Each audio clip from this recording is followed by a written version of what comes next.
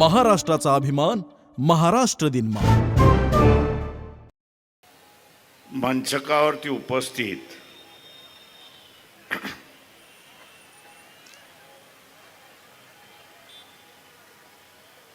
Doctor क्रांतिताई,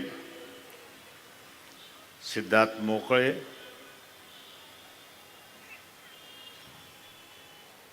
नदाफजी, Somnathji Salunke, त्याच्याच बरोबर कोल्हापूर शहर चे असणारे शहर अध्यक्ष, सर्व कोल्हापूर जिल्ह्यातले असणारे कार्यकर्ते,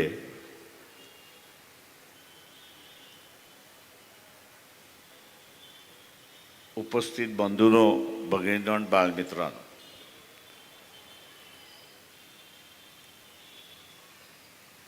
महानगरपालिकेच्या निवडणुका यांचं बिगुल वाजलं आणि हे बिगुल वाजल्यानंतर प्रत्येकाची असणारी धावपळ चालली आहे. कसली धावपळ चालली आहे तर सभागृह 130चं आहे, पण आपल्याकडे असणारे 130 उमेदवार सुद्धा नाही. आणि आपल्याकडे 130 उमेदवार नाहीत म्हणून असणारं राजकीय समझोता होतोय का, आणि तो राजकीय समझोता करत आपली जागा भरायची अशी असणारी परिस्थिती आहे.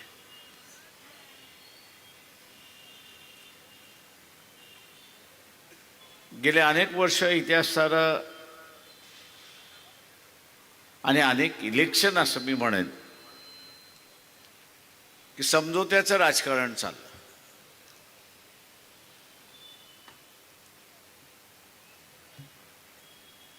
समझोत्याचं असणारं राजकारण चाललं आणि हे समझोत्याच्या राजकारणामुळे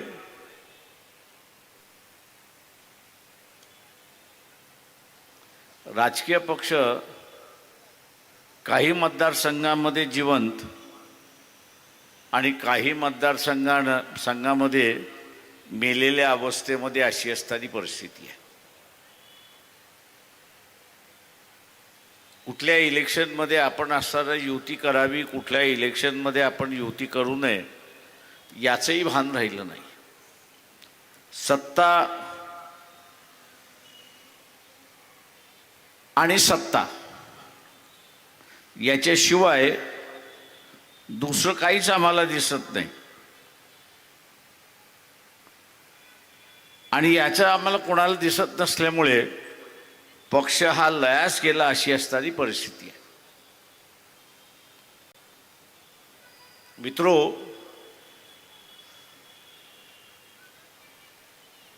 आपण जर पाहिलं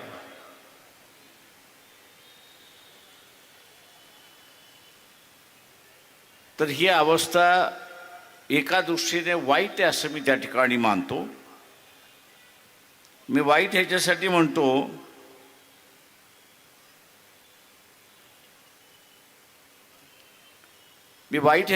मानतोय की शेवटी राजकीय पक्ष हे लोकशाहीचं टिकण्याचे एक हत्यार आहे. उद्या ही लोकशाहीच, राजकीय पक्षच टिकले नाही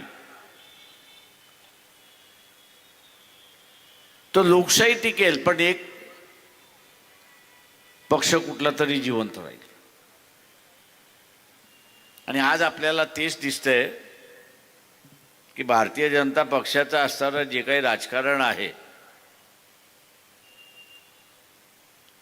हे सगळं राजकारण राजकीय पक्ष संपवण्याचं राजकारण आहे.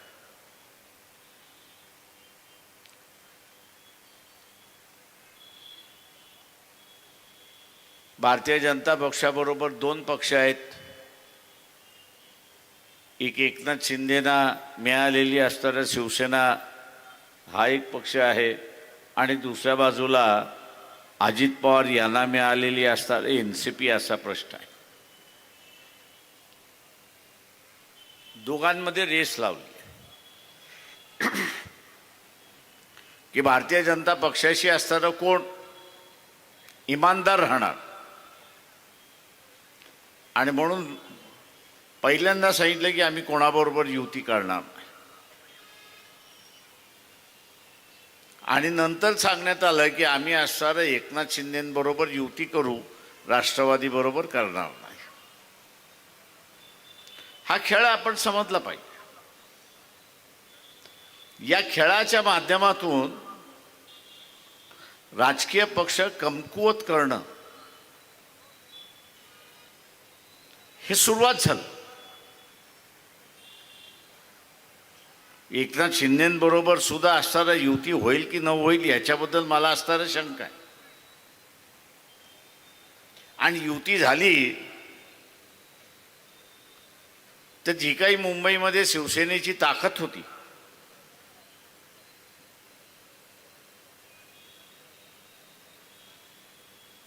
एक नगरसेवक निवडून आणण्याची जी ताकद होती त्या ताकदीला बघताना असणारा भारतीय जनता पक्ष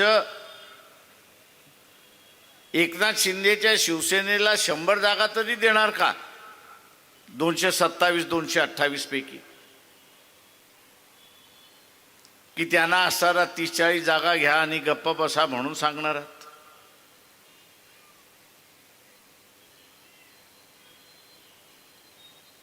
म्हणजे जो खेळ चाललाय भारतीय जनता पक्षाचा RSSचा तो इथले राजकीय पक्ष संपवण्याचा खेळ चाललाय. आणि राजकीय पक्ष संपले, शीन झाले की आपण एकमेव शिलेदार राहू अशी असणारी परिस्थिती आहे. या पार्श्वभूमीवरती कोल्हापूरमध्ये अध्यक्षाने जाहीर केलं, शहराच्या अध्यक्षाने जाहीर केलं की आम्ही एकूण 1 जागा या ठिकाणी लढवणार आहोत.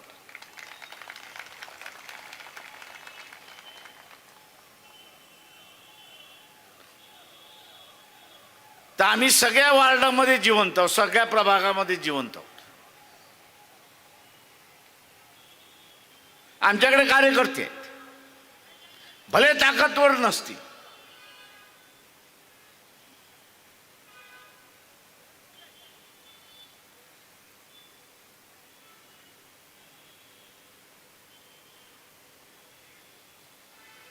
मध्यंतरी एक पिक्चर निघाला होता बबली बंटीचा. कोल्हापूरच्या निवडणुका सुद्धा बबली बंटीच्या निवडणुका आहेत.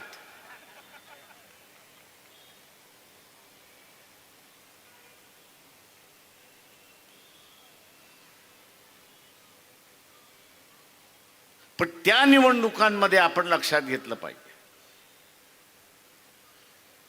इथे लोकशाहीची गरज कोणाला आहे तर वंचितांना गरज आहे.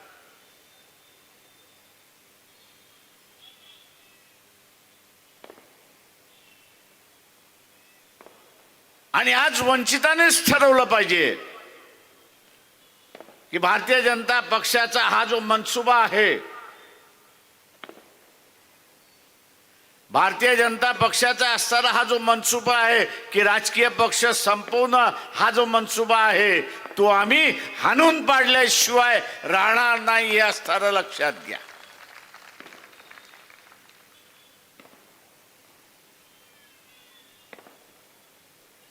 ₹5,000 भारतीय जनता पक्ष एका मताला देण्याची तयारी आहे. ज्या घरामध्ये 5 मतं आहेत त्यांना किती मिळतील?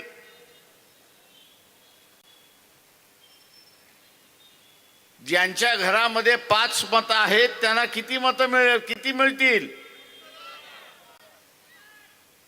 आता हे 25,000 किती दिवस टिकतील?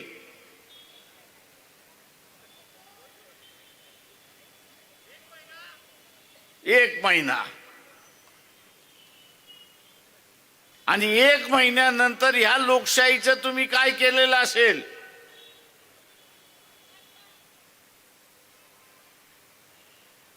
तर तिलाही तुम्ही मसनात नेऊन पोचवलेली असेल. 25,000ने 25,000 घेऊन तुम्ही लोकशाही ही मसनात नेऊन पोचवलेली असेल.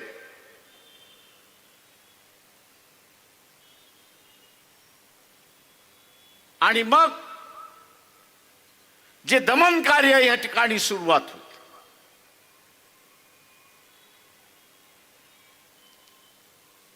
जे दमन कार्य या ठिकाणी सुरुवात होईल त्याला आपल्याला तोंड द्यावं लागेल हे लक्षात घ्या. जे 25,000 रुपये वाटतात आहेत, तुम्हाला असं वाटतं त्यांचा हेतू स्वच्छ आहे?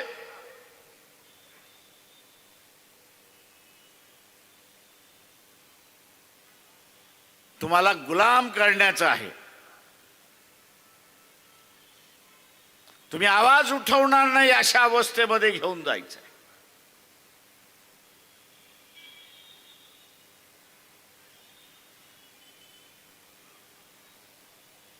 आणि ते ज्या दिवशी होईल त्या दिवशी महात्मा फुलेंपासून सुरुवात झालेला लढा, महात्मा फुलेंपासून सुरुवात झालेला लढा हे गाडण्याचं काम आपणच केलं असेल हे लक्षात घ्या. दुसरा तिसरा कोणीच नाही. कशासाठी? तर फक्त 25,000साठी.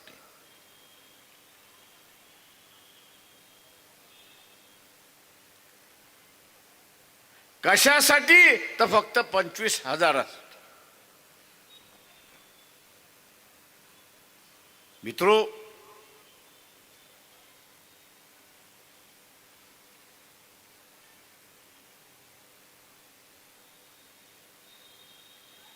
बिहार मधला निवडणुका आपण पाहिल्या.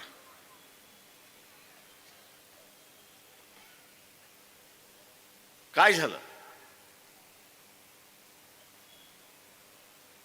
बिहार मधल्या निवडणुका आपण बघितल्या. काटेकी लढाई आहे म्हणून सांगण्यात आलं आणि इलेक्शन मध्ये आपल्याला असताना दिसलं की काट्याची तर सोडून द्या पण लढाईच झाली नाही अशी असणारी परिस्थिती.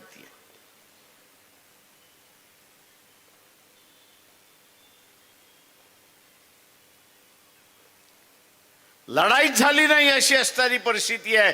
एकतर्फा निकाल निघाला अशी परिस्थिती आहे. आणि त्या बिहारच्या माणसाला तुम्ही जाऊन विचारा, अरे तो म्हणतो आम्ही त्यांना मतदान दिलं नाही.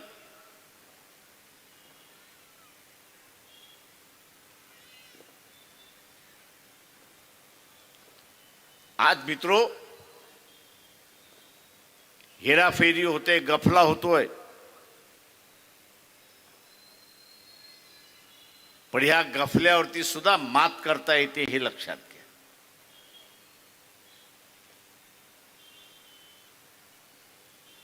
आपल्याला माहित आहे की झुंडशाही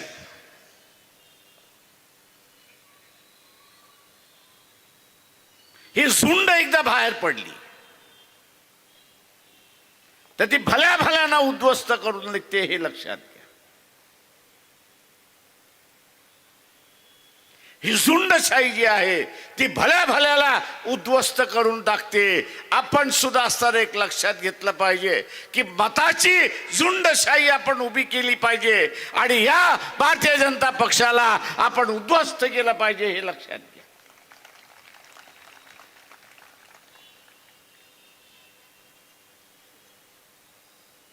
मला अनेक जण म्हणतात तुम्हाला भीती वाटत नाही का?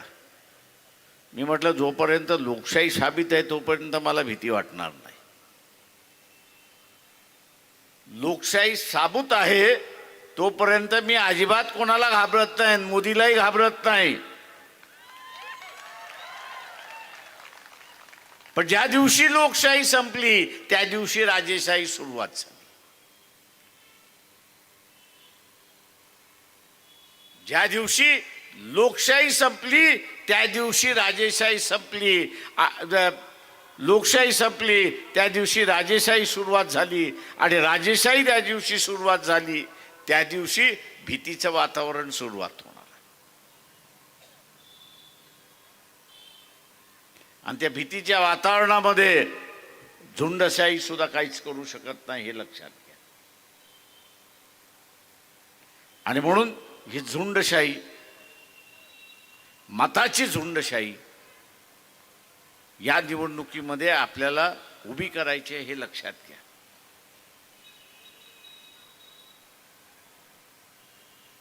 उभी करायची आहे, मतपेटीतून उभी करायची आहे, आणि ती आपण कराल ही अपेक्षा मी त्या ठिकाणी बाळगतोय.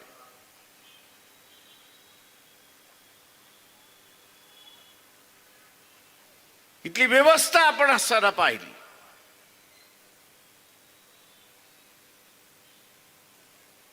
तर नरेंद्र मोदी चायनाला विकल्या गेलेला आहे अशीच परिस्थिती आपल्याला त्या ठिकाणी दिसते.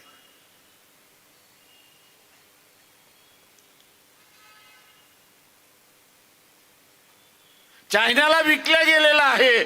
कारण का तर मागच्या 10 दिवसापूर्वी YouTube वरती जा, आर्मीचा चीफ जो आहे त्याचं भाषण काढा आणि ऐका. त्यांनी असताना म्हटलं की चायना हा आमचा शत्रू आहे.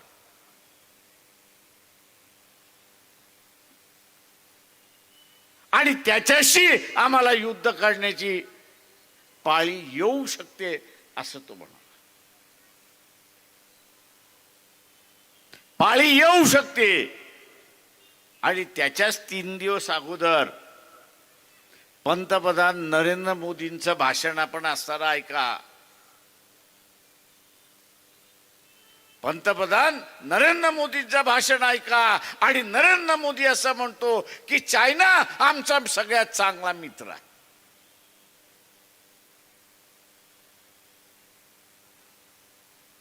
चायना हा आमचा सगळ्यात चांगला मित्र आहे.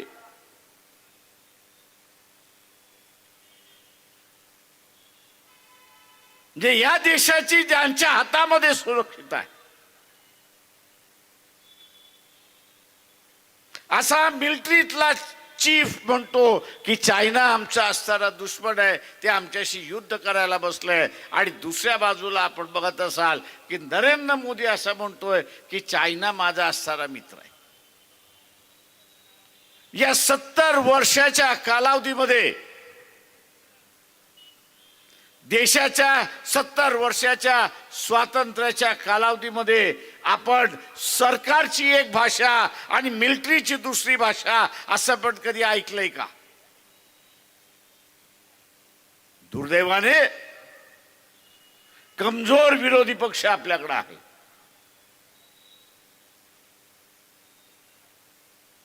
कमजोर विरोधी पक्ष असल्यामुळे तो पार्लमेंटचा उपयोगही करत नाही आणि विचार देतही नाही की तुमची भूमिका एक आणि आर्मी चीफची भूमिका एक. कोणाला मानायचं? जनतेने कोणाला मानायचं? आणि म्हणून इथल्या असणारा सनातन आणि जो भारतीय जनता पक्ष RSSचा प्रेमी आहे त्याला असणारा विचारतोय,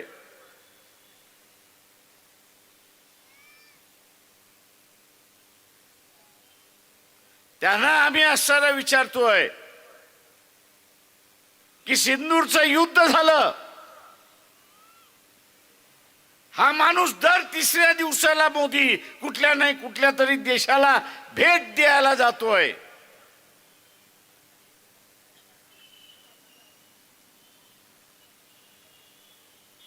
आज सुद्धा कुठल्या तरी परदेशामध्ये आहे.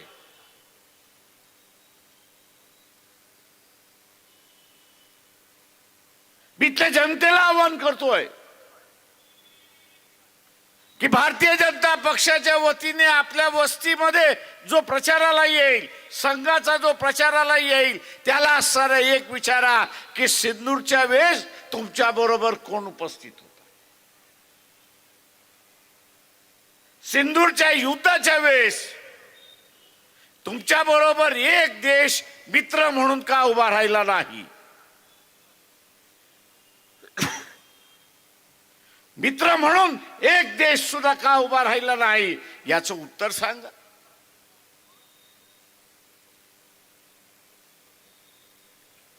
विश्वगुरु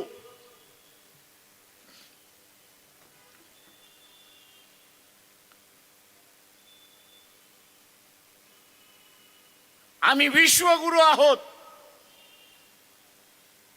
अरे बाबा विश्वगुरु एक सांग, या सिंदूरच्या युद्धामध्ये तुझ्या बरोबर एक शिष्य सुद्धा का उभा राहिला नाही?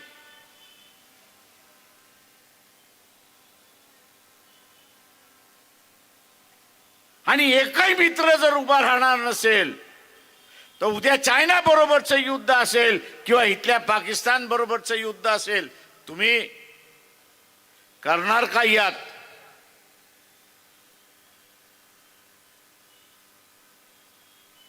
आज आपल्याला दिसते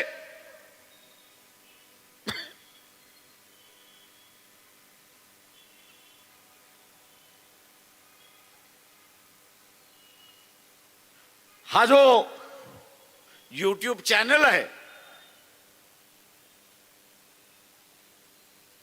एकदा छंद म्हणून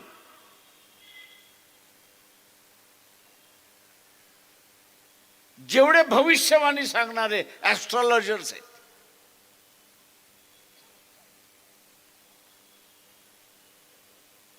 यांचं रात्रभर ऐकत बसलो. काय म्हटलं? यांचं रात्रभर ऐकत बसलो. आणि या रात्रभर ऐकत असताना एकच सूर त्याच्यामध्ये मला सापडला आणि तो सगळ्यांचा सारखा होता, कॉमन होता. आणि तो म्हणजे येत्या 2-3 महिन्यामध्ये आपलं पाकिस्तान बरोबरचं युद्ध होईल. आर्मी चीफही म्हणाले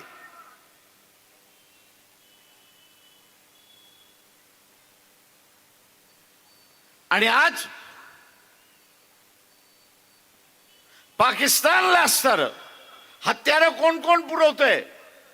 तर इंग्लंड पुरवते, फ्रान्स पुरवतोय, अमेरिका देते, आखाती देशामधले मुस्लिम राष्ट्र आहेत ते देतात आहेत, चायना तर तिथे देतेच आहे. रशियाने सांगितलं की जे आम्ही पाकिस्तानला पाहिजे ते आम्ही अस्त्र देऊ.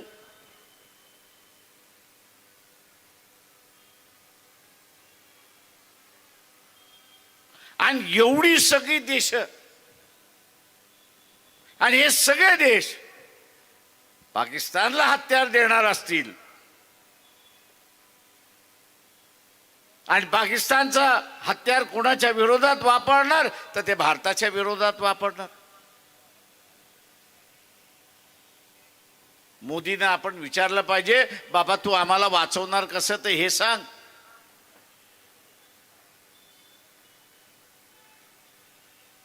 या देशाला वाचवणार कसं तेवढं सांग. किंवा हे देश विरोधात का गेले, हे विरोधात जाण्याचं कारण काय होतं? तर त्याचं एकच कारण ते म्हणजे अहमपणा.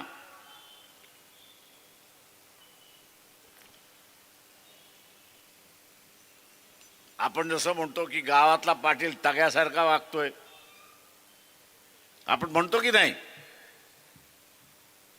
तशा रीतीने मोदी टग्यासारखा वागायला लागलाय जगभर.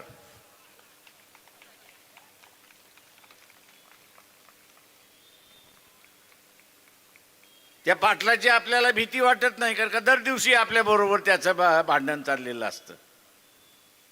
तोही आपल्याला हात लावत नाही, आपणही त्याला हात लावत नाही. पण ह्या टग्याचं असणारं भांडण जे आहे ते आता देशाच्या भूमीवरती येऊन पडायला लागलं.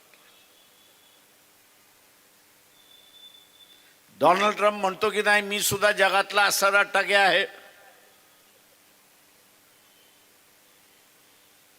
आणि हा काय म्हणतो, आमचा टग्या, की मी डोनाल्ड ट्रम्पला शिकवलेला आहे आणि शिकवतोय. आता ह्या दोन टग्यांमधली भांडणं या दोन टग्यांमधली असणारी भांडणं जी आहेत, अमेरिकेबरोबरची भांडणं, याची रशिया बरोबरची भांडणं, याची असणारी इंग्लंड बरोबरची भांडणं, त्याचं भोगावं कोणाला लागणार आहे? ते भारतीयांना भोगावं लागणार आहे.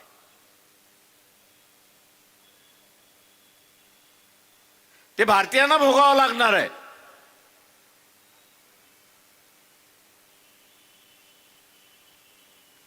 ती काय भारताच्या विरोधात नाही आहेत, ते ह्या टग्याच्या विरोधात आहेत.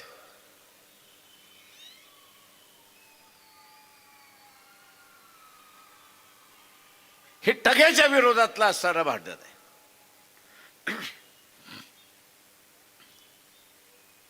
आणि या टग्याच्या विरोधातलं भांडण, त्याची किंमत आपण का द्यावी?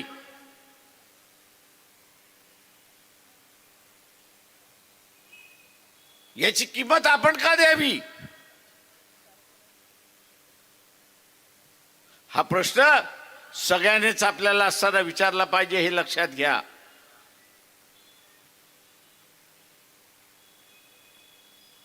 हा उद्याचं युद्ध ते पाकिस्तान बरोबरचं आहे की चायना बरोबरचं आहे, त्यात सांगता येत नाही. टाळायचं असेल तर ते तुमच्या हातामध्ये आहे, हे लक्षात घ्या.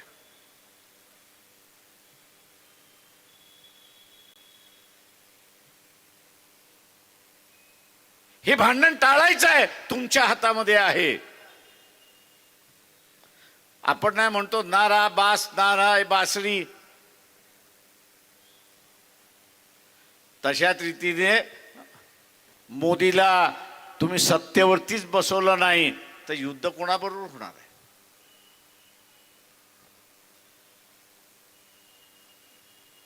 जनतेला हे युद्ध पाहिजे असेल तर मोदीला बसवा, असं मी सरळ म्हणणार आहे. तुम्हाला युद्ध पाहिजे का? ज्यांना ज्यांना युद्ध पाहिजे त्यांनी हात वरती करा.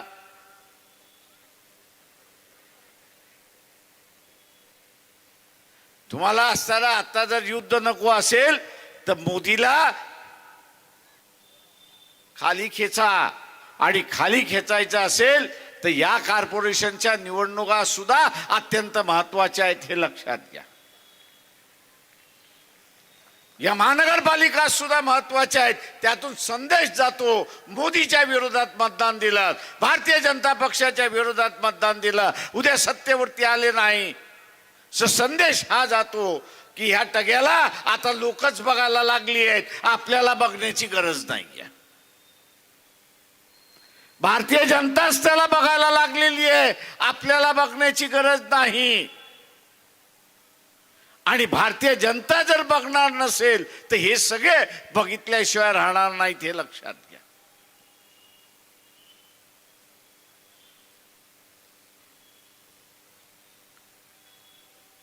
आणि म्हणून मला मान्य आहे की कॉर्पोरेशनचा प्रश्न म्हणजे रस्त्याचा प्रश्न,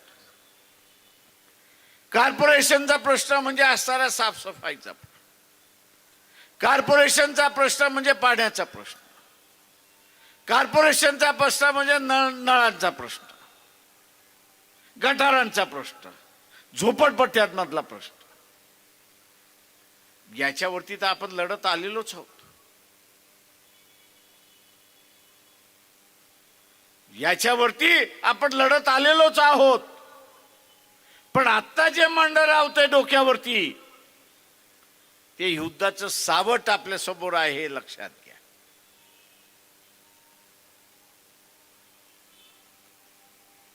इथले चॅनलवाले आणि वर्तमानपत्रवाले यांना मोदीने मंद केलेला आहे, हे लक्षात घ्या. हे बसलेले पत्रकार खरडवतात, फिल्म करतात, पाठवून देतात, पण त्यांचा जो मालक बसलेला आहे त्याला कात्री लावतो, मोकळा करतो.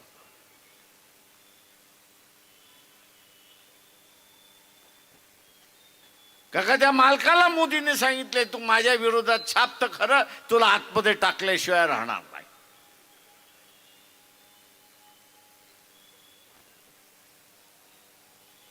मोदीचं आणि ट्रम्पचं भांडण काही आहे?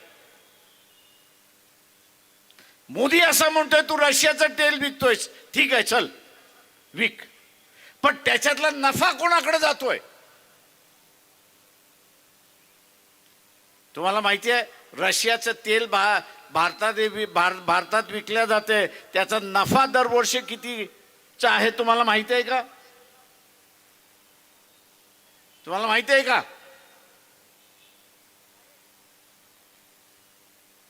दरवर्षी रशियाचं तेल आपल्याला असं सांगितलं जातंय की भारत विकतोय, चूक आहे. ते भारताला तेल मिळतंय हे बरोबर आहे, पण विकणारा रिलायन्स आहे हे लक्षात घ्या. रिलायन्स कंपनी आहे हे लक्षात घ्या. आणि दरवर्षी या कंपनीला नफा किती होतो?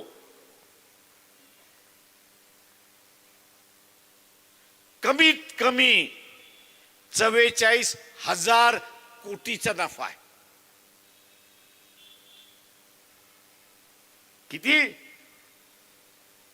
कितीचा नफा आहे? 44,000 कोटीचा नफा आहे. जे कच्चं तेल आपण आणतो, आयात करतो, ते आयातापोटी आपण असणारा परदेशी चलन किती खर्च करतो?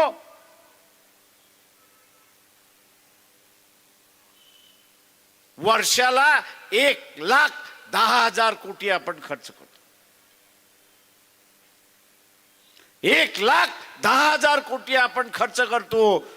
तो ट्रम्प हेच म्हणतोय, अरे बाबा 44,000 कोटी तुम्ही कमवताय, हे त्या अंबानीच्या कंपनीला देण्यापेक्षा, रिलायन्सच्या कंपनीला देण्यापेक्षा ते असणारे सरकारच्या तिजोरीमध्ये गेले असते तर आज डिझेल जी 90 रुपये आहे तुम्हाला 40 रुपयाला मिळाली असती की नसती? 40 रुपयाला मिळाली असती की नसती? मोदी तुमचं भलं करतोय की तुमचं खोबरं करतोय? मग त्याचं खोबरं कधी करणार? त्याचं खोबरं कधी करणार? तुम्हाला संधी आली आहे. माझा भारतीय जनता पक्षवाले असतील, RSS वाले असतील, त्याला आव्हान आहे की मी हा जो आरोप केलेला आहे तो खोटा असेल तर उद्याच सभा घ्या आणि सांगा हा खोटा आहे म्हणून.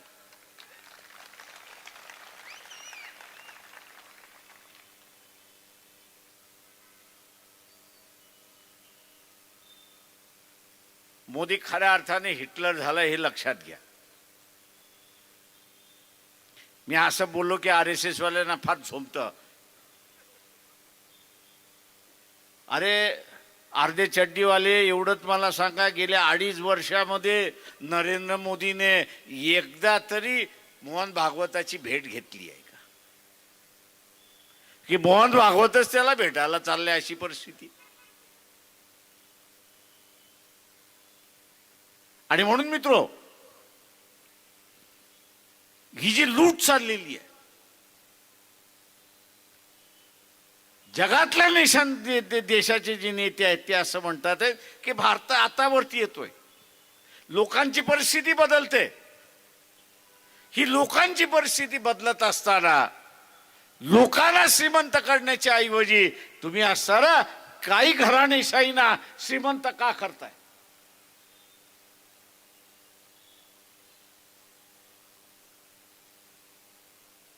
तुम्ही काही घराणेशाहीने असताना श्रीमंत का करताय आणि नव्यानं गुलामी ह्या देशावरती का आणताय?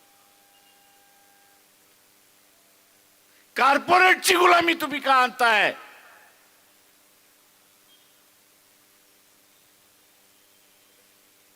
आणि म्हणून मित्रो, उद्याची ही निवडणूक वेगवेगळ्या मार्गाने महत्वाची आहे असं मी त्या ठिकाणी मानतोय. ही देशाची चाललेली लूट, सामान्य जनतेची चाललेली लूट,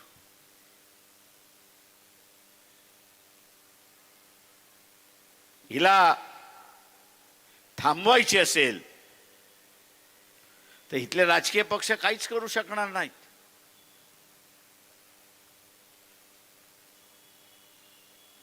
इथले राजकीय पक्ष काहीच करू शकणार नाहीत. याचं कारण आहे,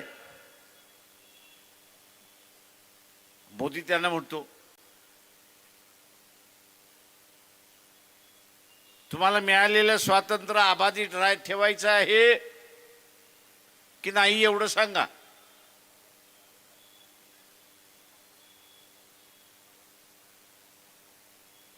तुमचं स्वातंत्र्य अबाधित ठेवायचं आहे की नाही तेवढं सांगा.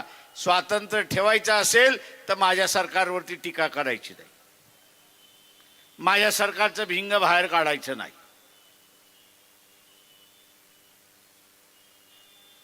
ते काढलं तर तुमची भिंग कोर्टात पडलेली आहेत.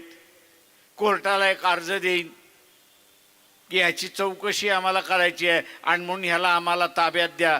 तुम्ही ताब्यात आलात तर तिहार जेलचे दरवाजे मोकळेच आहेत. ते तिहार जेल की स्वातंत्र्य.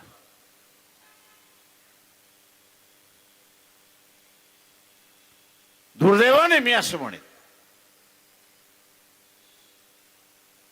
की काँग्रेसचा कार्यकर्ता असेल, डावा कार्यकर्ता असेल, समाजवादी कार्यकर्ता असेल, मानवतावादी कार्यकर्ता होता, याचा एक काळ आवाज होता.